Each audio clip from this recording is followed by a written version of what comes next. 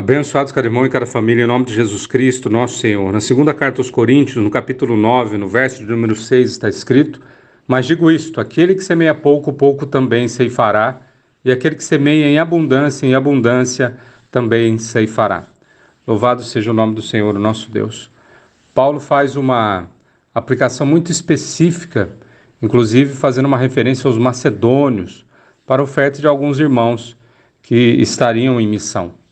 Mas quando a gente medita nessa palavra e, por exemplo, compara ela com o que está em Mateus, no capítulo 13 do Evangelho, a gente entende também que uma das sementes que Deus nos confiou é a palavra. E nesse capítulo 13 do Evangelho de Mateus, Jesus explica a parábola do semeador. E ele compara a palavra com uma semente. Se a gente fizer o paralelo entre essas duas porções da palavra, se palavra é semente, quem semeia pouco colhe pouco, quem semeia muito colhe muito, a gente pode entender também a importância de nós conhecermos a palavra, meditarmos na palavra, entendermos a palavra e praticarmos a palavra. Sem a ajuda do Espírito Santo, isso é praticamente impossível, que a gente consiga penetrar a profundidade, que a gente consiga ir além da letra que mata. Mas com a presença do próprio Espírito do nosso Deus e Pai, nós podemos alcançar lugares profundos meditando na palavra, lugares profundos do entendimento da palavra. Como manejar a palavra é uma coisa muito interessante, e eu citaria 3 aspectos importantes. Primeiro, a oração. Nós podemos orar com a palavra, seja ela em português ou em línguas estranhas, mas o tempo que a gente passa orando é um tempo que a gente passa semeando. Portanto, orar muito é semear muito, e é natural que o homem, a pessoa que tem um estoque de orações na vida, enfrenta as dificuldades, as tribulações, porque elas vêm para todos, mas quem tem um estoque de oração enfrenta a vida de uma maneira diferente. Quem nunca ora ou só ora no momento da dificuldade, normalmente chega fraquinho, com estoque praticamente vazio.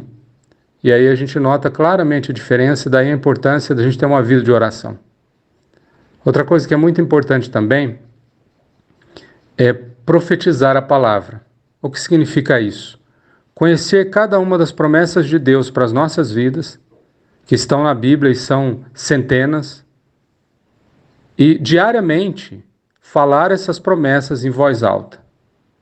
Não só para que a nossa alma vá sendo discipulada pelo nosso espírito, mas para que essa palavra dita em voz alta também seja uma semente nas nossas vidas e na vida das pessoas que estão ao nosso redor. Palavra semeada é certeza de colheita. E um terceiro aspecto da palavra semeada é comparável, por exemplo, ao quanto que o celular tem roubado a oportunidade das pessoas conversarem dentro de casa, na sua própria família.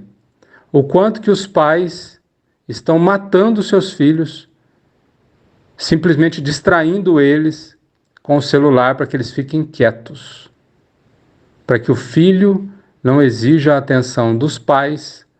Os pais simplesmente matam os seus filhos espiritualmente, dando para eles um celular, e às vezes cada vez mais cedo, para que as famílias não troquem palavras, para que as famílias não conversem. Quando a orientação bíblica é que o pai deveria falar com o filho sobre a palavra de Deus o tempo todo, enquanto caminha com o filho. Pessoas isoladas dentro de uma casa, cada qual num cômodo diferente ou cada qual debruçada sobre um celular diferente, basicamente é o tempo que elas poderiam passar construindo relacionamentos saudáveis em Deus, conversando, elas passam isoladas, distraídas pelo celular. Não é à toa que muitos gabinetes pastorais estão cheios de famílias que não sabem mais lidar com seus filhos, que cresceram debaixo desse tipo de maldição. A maldição da distração patrocinada pelos próprios pais. A importância daquilo que a gente fala para os nossos filhos, sobre os nossos filhos e perto dos nossos filhos, é fundamental. O que a gente semear, e a gente vai colher. O que a gente não semear, a gente não vai colher, ou vai colher outra coisa que alguém semeou, algum influenciador, Satanás, algum pedófilo. Daí a atenção redobrada que a gente tem que ter com os nossos filhos, mas não vale só para eles não, vale para o nosso cônjuge. O quanto que a gente tem usado a palavra para encorajar, para estimular a pessoa que a gente escolheu para que estivesse do nosso lado até o fim.